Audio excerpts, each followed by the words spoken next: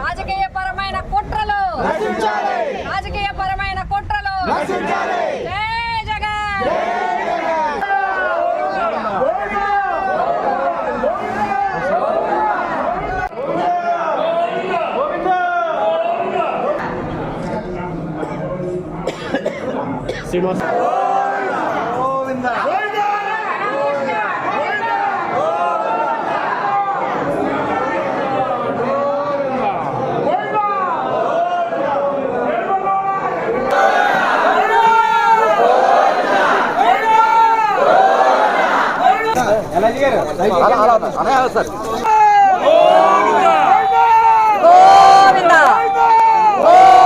వారం రోజుల నుంచి రాష్ట్రంలో అత్యంత దారుణమైన ఆరోపణలతో అసత్య ప్రచారాలతో ప్రజల్లో మత విద్వేషాలు రెచ్చగొట్టడానికి రాజకీయపరమైన అంశాలతో కలియుగ ప్రత్యక్ష దైవమైన శ్రీ వెంకటేశ్వర స్వామి యొక్క లడ్డూ ప్రసాదం మీద మరి తిరుమల తిరుపతి దేవస్థానం ఈవో గారు చెప్పినప్పటికీ రిపోర్ట్లలో చెప్పినప్పటికీ కూడా కాదని మరి దాంట్లో ఏదో కల్తీ జరిగినట్టుగా ఆ ప్రసాదం ప్రజలు తిన్నట్టుగా దుష్ప్రచారం అనేది జరుగుతూ ఉంది.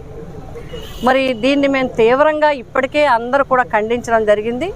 భక్తుల నుంచి కానీ ప్రజల నుంచి కానీ అన్ని వర్గాల వారు కూడా ఇటువంటి ప్రతిష్టాత్మకమైన అత్యంత ప్రపంచ ప్రసిద్ధిగాంచిన వెంకటేశ్వర స్వామి యొక్క దేవస్థానం మీద ఈ రకమైన చర్చ జరగటం అనేది చాలా దురదృష్టకరం, దారుణం. మరి దీన్ని ఈ సంఘటనలు నిజంగా జరుగుంటే దాన్ని వెలికి తీయడంలో, దాని నిజానిజాలు నిర్ధారణ చేయడంలో, దానిలో జరిగిన విషయాలు బయటకు తీసుకురావడంలో శ్రద్ధ చూపించడం మాని దీన్ని రాజకీయ పరంగా జగన్ గారికి అప్రతిష్ట తేవాలని రాష్ట్రంలో మత సంఘర్షణలు ఎమోషన్స్ రెచ్చగొట్టే విధంగా పరిస్థితులు నడుస్తూ ఉన్నాయి. మేమందరం కూడా దీన్ని జగన్ గారు కూడా నిన్న అన్ని విషయాలు కూడా చెప్పడం జరిగింది.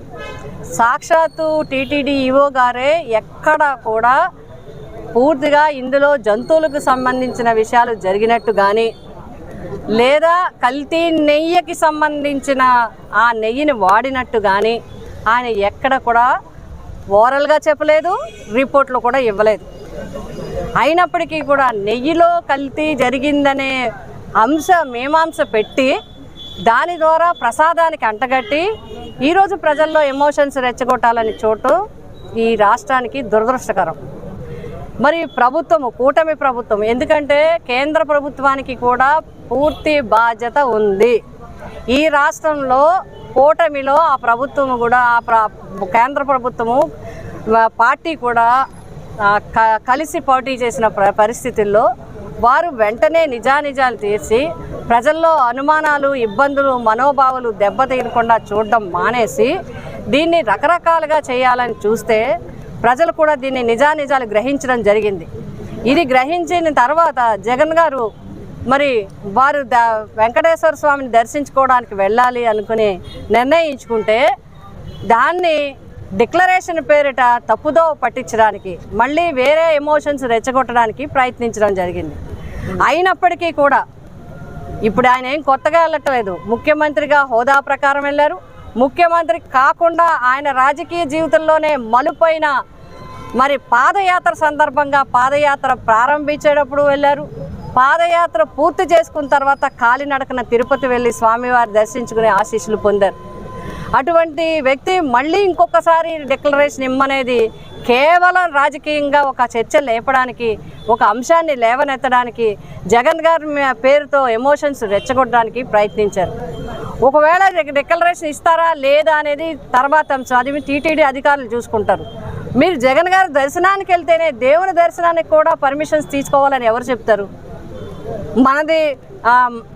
మనది లౌకిక రాజ్యం. మనది మా బాబాసాహెబ్ అంబేద్కర్ గారు అన్ని మతాలు సమానంగా చూడాలి, అందరూ కూడా సమానం, మన లౌకికపరమైన రాజ్యం అని చెప్పి రాజ్యాంగ పీఠికలోనే వారు రాసినప్పుడు బాబాసాహెబ్ అంబేద్కర్ గారిని లెక్క చేయరు, రాజ్యాంగాన్ని కూడా లెక్క చేయకుండా జగన్ గారి మీద కోపంతో, జగన్ గారి మీద అక్కసుతో, జగన్ గారికి చెడ్డ పేరు తేవాలని ఈ విధమైన కార్యక్రమాలకి పాల్పడడం నిజంగా దారుణం.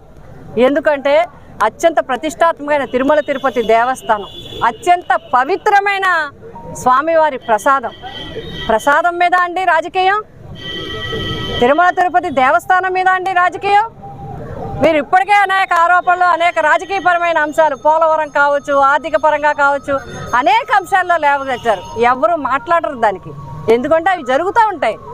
కానీ రాజకీయం కోసం ధార్మిక సంస్థల్ని వాడుకోవడం మాత్రం ఎవరు క్షమించడానికి రారు.